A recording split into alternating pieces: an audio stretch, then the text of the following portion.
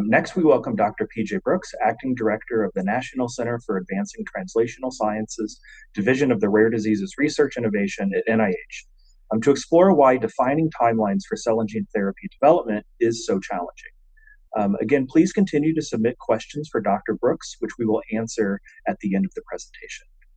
Welcome to Dr. Brooks.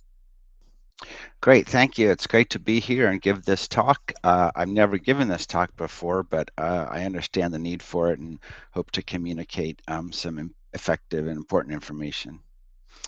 So no conflicts of interest. What I'll be talking about is based on some experiences from the BGTC, but this is not intended to represent the views of the BGTC or any of its members. So long ago, well before I got involved in AAV gene therapy, if you had asked me how the process works and how long it takes, I would have said something like this, that there's some efforts in an academic research lab using AAV made in the lab to do proof of concept studies in a mouse model. Then you engage with contract labs and consultants to do GMP manufacturing and tox studies and get the IND submitted and approved. And once it is, you can then go off and start the clinical trial to see if the people that got the AAV got any better. It would take maybe, I don't know, 2 to 3 years. This was, as I said, a naive view of the process. And in getting ready for this talk, I asked some of my colleagues from IQVIA, Jenny and Carmen, to give a more, what they thought more accurate view of the process. And this is what they came up with. Which, as you can see, looks a whole lot different. And also note the timeline that they had estimated there, 6 to 9 years, beginning all the way from proof of concept studies to the clinical trial. Don't worry, I'm not going to try to go through this whole slide, but just to point out that it is a whole lot more complicated than it seems, and there's a lot of interactions. And I'll try to now take this apart and address a few of the steps. So again, a few years ago, when working on another program, the BGTC program, I came up with this idea to represent the way AAV is made and how it could be thought of as like a therapeutic platform. The idea that an AAV capsid is sort of like a delivery box, and you take the AAV genes out and put in your therapeutic genes, and they're sort of pre-addressed to go to different cells and tissues. The part to the right, the idea of it as sort of a delivery box with a therapeutic gene in it is not that bad, but the idea that you're just sort of dropping the DNA into a preformed delivery box is very, very inaccurate and greatly oversimplified. And that's important to think about the timelines, because in reality, what happens is that all of this process takes place in a what's called a packaging cell line, typically human cells or sometimes other eukaryotic cells. And it involves delivering 3 different plasmids. These are circles of DNA shown on the left into those packaging cells. The plasmid on the top contains a therapeutic gene, and the 2 on the bottom roughly contain the instructions for making the delivery box and how to put the therapeutic DNA in it. And so you put all these plasmids into the human cells. That's where the box is created. The therapeutic gene is put into it. At the end, you harvest and purify that, and then you end up with this sort of delivery box as shown there with the transgene, which is the AAV. So to understand how we get to that point, starting with the plasmids, these typically, at least the one with the therapeutic gene, come from an academic investigator most commonly. They will have some intellectual property associated with them, maybe more than one type of intellectual property. And I emphasize that because wherever you see intellectual property, you can think of it as equaling the need for contracts, which equals the need for lawyers, which equals the need for a lot of time for the lawyers to do their job and a lot of money. So this is some of the processes and things to consider. The 2 plasmids below may also have intellectual property associated with them, but they can be reused and are sort of often come from a commercial source.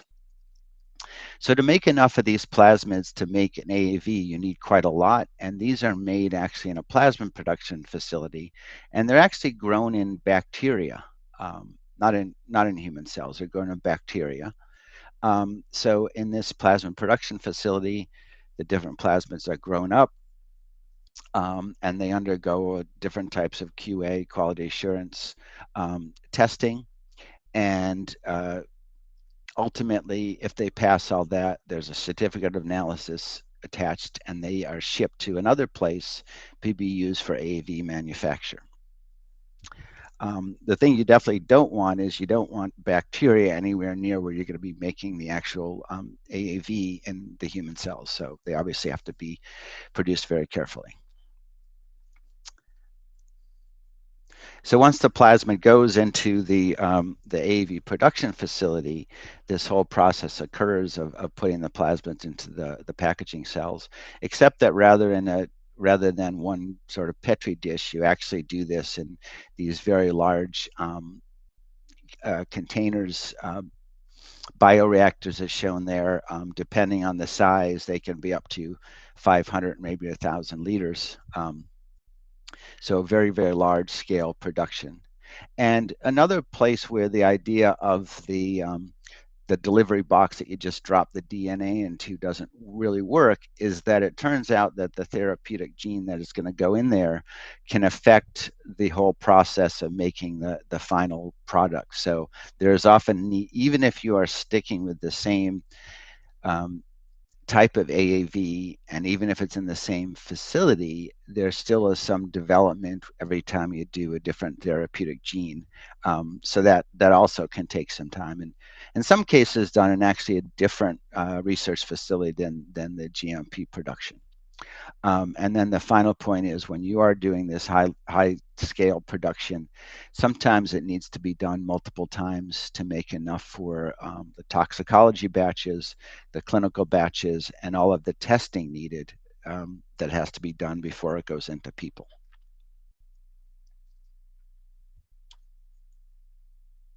So once that is all done and you have your large batch of AAV, that is typically referred to as the drug substance. But before it becomes a drug product you can administer, it has to undergo what's called fill and finish, which is basically being put into these vials and that are specialized for holding AAV. And then it becomes a drug product, and that undergoes a lot of different kinds of testing. Um, the there are various critical quality attributes that have to be assessed. And as you may know, one of the things that the BGTC is doing is trying to determine a minimal set of critical quality attributes to minimize this testing. We have to test for stability, that it's going to be stable long enough to treat all the patients, that it's still potent, of course, and very importantly, that toxicology studies in animals. And all of this information has to be collected, documented, and audited and prepared in reports that would be needed for submission to the FDA. And again, finally, here at the end of all this, you end up with a certificate of analysis. I should have mentioned that the process of growing up the plasmids in the last step takes on the order of months, and here also around 6 months or so, plus or minus, depending, of course, also on when the manufacturing facility has a slot for it, because often these are very in demand. And then also one final point made is that in some cases these facilities are outside the United States, and that can involve additional challenges regarding communication with those offshore, so to speak, facilities and import-export requirements and challenges. But at the end, you've got your drug and its certificate of analysis. And this just kind of shows something about another assessment of the timeline and different steps. The details are not so important, but what is important is to show how these tests and different steps take on the order of months to be finalized. And a lot of it really is the testing as much as it is the production of the AAV. So then you think, okay, I've got the drug. Now I've got to go through the regulatory process. And there's really two major steps that are required um, for that regulatory process. The final step, of course, is the IND submission. But before that, you need to prepare a pre-IND briefing package for a discussion with the FDA. And there's different sections of that. CMC is called Chemistry Manufacturing Controls, and that includes a lot of the data that's been generated in the earlier phases I mentioned, and typically involves interaction with the very strong interaction with the CDMO who actually made the AAV. There's a non-clinical part that includes reports from the toxicology studies and other documentation, typically prepared by the CRO. There's a clinical aspect, and that is done by clinicians who specialize in disease and may often include the principal investigator. And I'll get more into those things later. And then, of course, there's a lot of other eh, people involved, regulatory specialists, to put together this pre-IND briefing package. So the point is, it's quite a large document. Takes a lot of effort by a lot of different groups of people. So there's a lot of project management and a lot of human beings involved in preparing a pre-IND package. And then, assuming that that has gone well and that conversation with the FDA has gone well, which is kind of really about giving the FDA the chance to see what you propose to do and see if they have any problems with it or things that need to be addressed. Assuming the answer is no, or whatever queries they have can be addressed, at beyond that, you can then go ahead and do the IND application. And here again, there's different modules, and I won't go through them all, but some of them overlap with what was in the pre-IND application. And you can see all these various forms. And again, multiple people, multiple entities involved in preparing these very large and complex documents to be submitted to the FDA. But let's assume we've gone through all of that and gotten the product approved and gotten the IND. You might think we're ready to do the clinical trial, but not quite, because actually before you start up a clinical trial, there are a lot of clinical trial startup activities that also need to be addressed. Things like going through the internal review board and sometimes biosafety committees at the institutions. And these can take, as you can see, depending on the university and scheduling, the IND review 30 days, and that's FDA, and of course setting up these other committees and reviews 2 to 4 months, plus or minus. Another thing is, in terms of doing a clinical trial, it's again a naive view that I sort of had is you give the patient the drug and you sort of monitor how they're doing. Maybe you type it into an Excel spreadsheet. No, you actually have to create a purpose-built clinical trial database that meets certain FDA or regulated standards, which can take 3 to 6 months, as indicated there, and also can cost a fairly significant amount of money. Getting a site ready can also take a lot of time. There's contracts, again, contracts, lawyers, time, money, training staff to get the site ready. 4 months, if they've done it before, it can be a lot longer than that.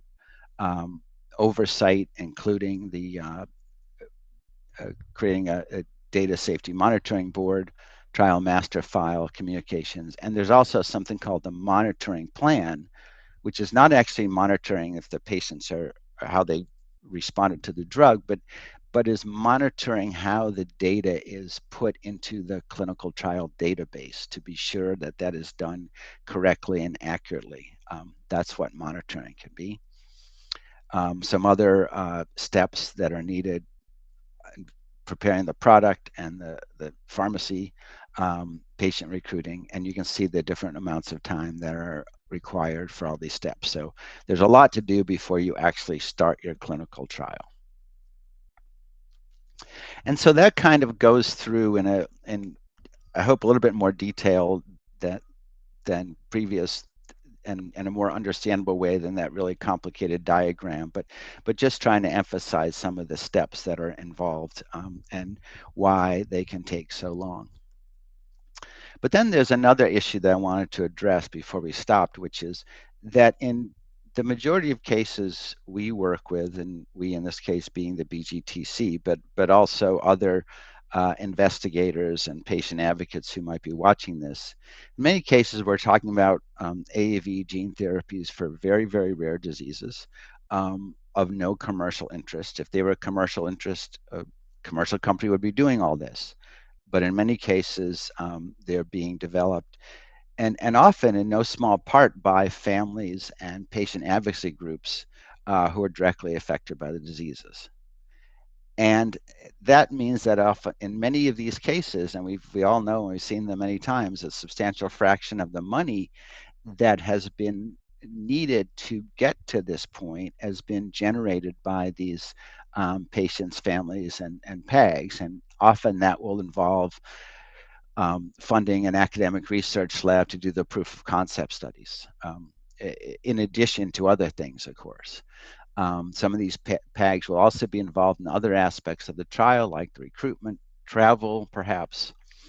And because these are family members, in some cases, the families of children who might be involved in the trial, their interest in this trial startup timeline is really, really personal, intensely personal, about as personal as it can get.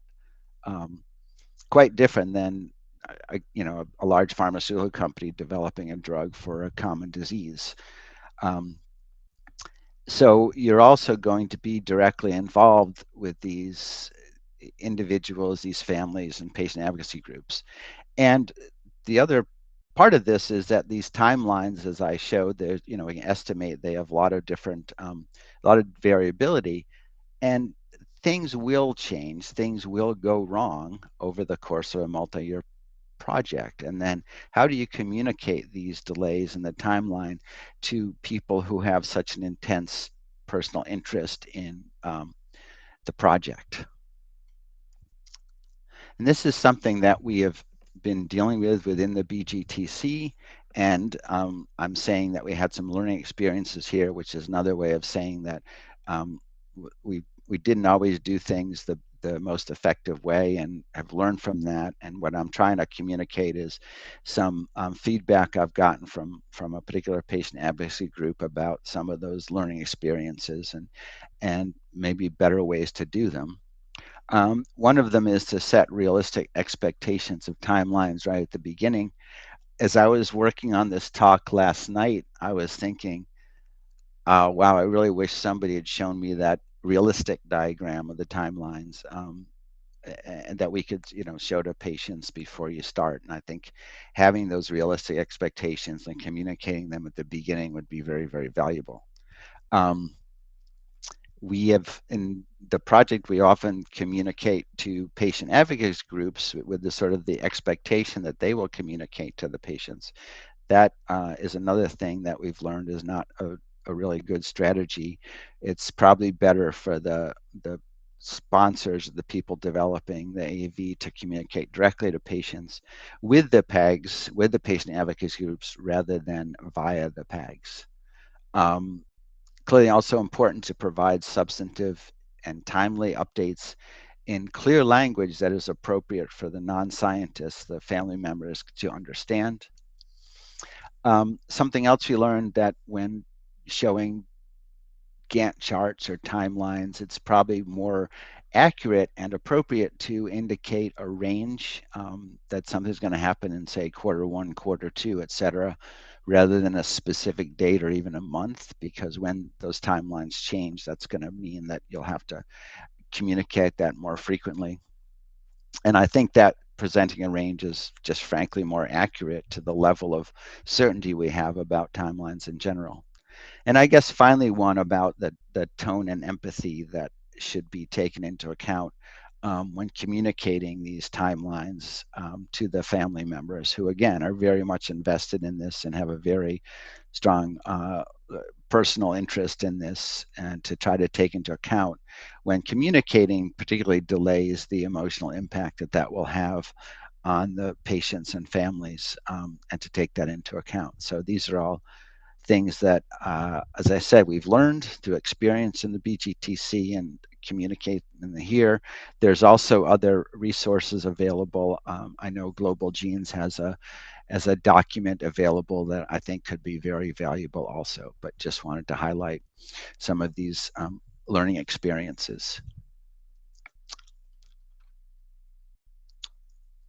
So just to kind of summarize and finish it up here, I guess, as I was saying, you will be seeing in the process of going through these projects, project managers will communicate and show Gantt charts like the sort of idealized one above and timelines, realizing that there's a whole lot of things that go into each one of those points on a Gantt chart, and involving a lot of people interacting, communicating, hopefully well together, a lot of human beings who are imperfect and mistakes can be made.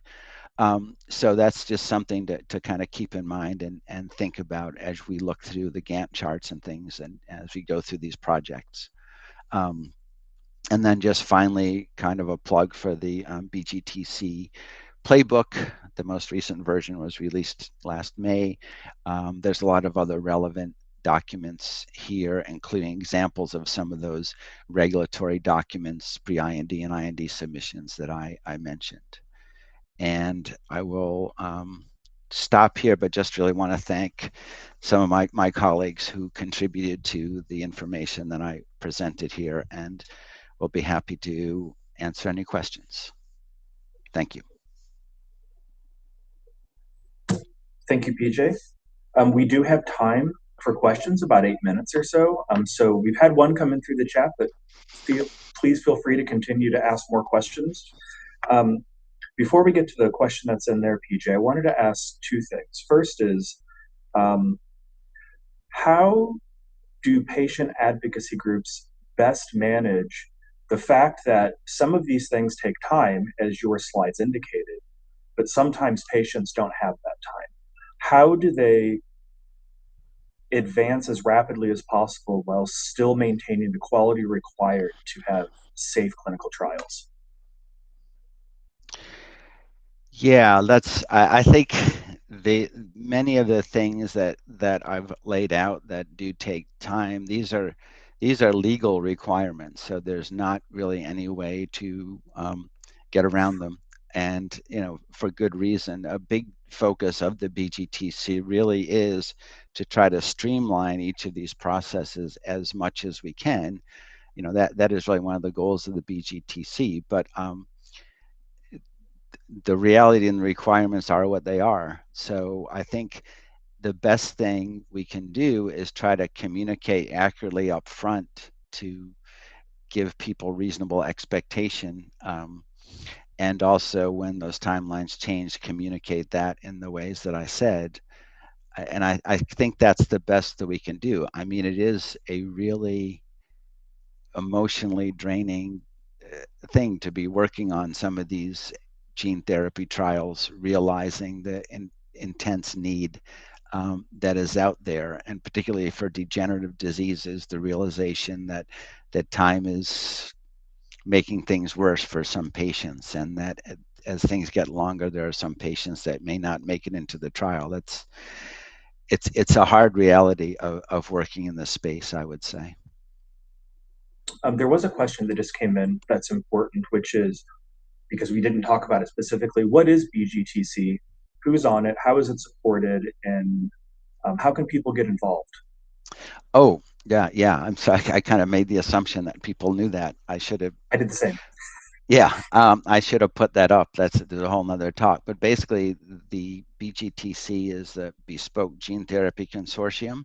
It is a public-private partnership that is coordinated by the Foundation for the NIH, which is not part of the NIH, by the way. It's a nonprofit entity that exists to allow those of us in the federal government to work with commercial partners from pharmaceutical companies in ways that we couldn't actually legally do. And so what the way it works, we've got financial contributions and participation from about 10 different institutes and centers of NIH and multiple partners from the private sector. I have a slide here, but it's not in this deck, unfortunately. But maybe the best thing is to put a link in to the chat somewhere for everybody watching. And it's really focused around the Bespoke Gene Therapy Consortium as a way of talking about how we can streamline the process of navigating the regulatory path, particularly focused on gene therapies for diseases that are so rare that they are of no commercial interest, which kind of harkens back to the earlier discussion we had with David. So I hope that helps. That the idea is that we are going forward with now 7 different diseases, AAV gene therapy for 7 different diseases to sort of work out this streamlined regulatory process. And that's where we see in all of those meetings and all of these project meetings for each one of those, we see the Gantt charts. And that's what we're always trying to communicate. So where a lot of these learnings have come from. I think the best thing is to put a link in the chat. So for whoever asked that question, I'm sorry I didn't think to explain that. There's another interesting question about vector delivery platforms, and it kind of reminded me of earlier in your talk. You described how you use a triple transfection method or 3 plasmids to make AAV. Yeah. Through the BGTC, have you seen, or otherwise, have you seen examples of advocacy groups coming together to either create or refine a vector delivery platform so they could pool their resources on platform technology that costs a lot of money but doesn't get things into the clinic, but then allow them to apply that to multiple diseases? Um, Certainly not through the BGTC. One of the things that we thought about with the BGT setting it up is to try to reuse the AAV serotypes that have been used previously in humans effectively, and to try to reuse those. We really could not work on the development of new delivery technologies. There may be examples where patient groups have done that, but I can't think of any right off the top of my head. It's not a bad idea, and I think that there may be opportunities to do things like that in the future, but right off the top of my head, I can't think of any. Okay. It sounds like, by the way, that question came from Jill Goodrich, and I would encourage her to reach out to myself or PJ that we're on the BGTC, and that could be a topic of discussion for Yeah. the future. And also, we could talk to you about the playbook and things that might be useful in there for this idea. Another question was about a more technical concept, which is you were showing a lot of different legal requirements like certificates of analysis. How do those get generated? Who generates those, and who needs to see them? Well, there are different ones. They're in many cases generated by the facility or the entity that's making whatever product. So the plasmids, they would be generated by the entity that makes the plasmids, or for AAV, the CRO that makes the AAV. One of the things that are included on those are some of these critical quality attributes that we're trying to streamline through the BGTC. But that's the general answer. And then who needs to see them sort of depends on which one. Some of them are included in other documents. And that first slide, or the second slide I show with all the arrows going, somewhere along there is communicating and different things, including the certificates of analysis. Thanks. We're actually already at time. PJ, do you have any final remarks you'd like to make to the community?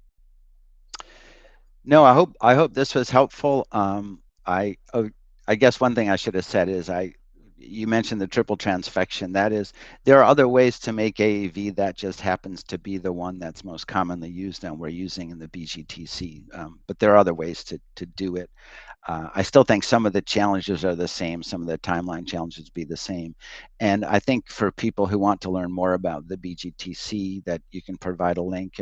And also, if there are questions about what I've said here, and the BGTC, people are free to contact me. And I think you can also provide my email address. Thank you. And I think I saw in the chat that there will be some sharing of links later on. So thank you, Great. Dr. Brooks, for sharing your insights into the, vast complexity of gene therapy research and development timelines as patiently eagerly await new treatments and clinical trials.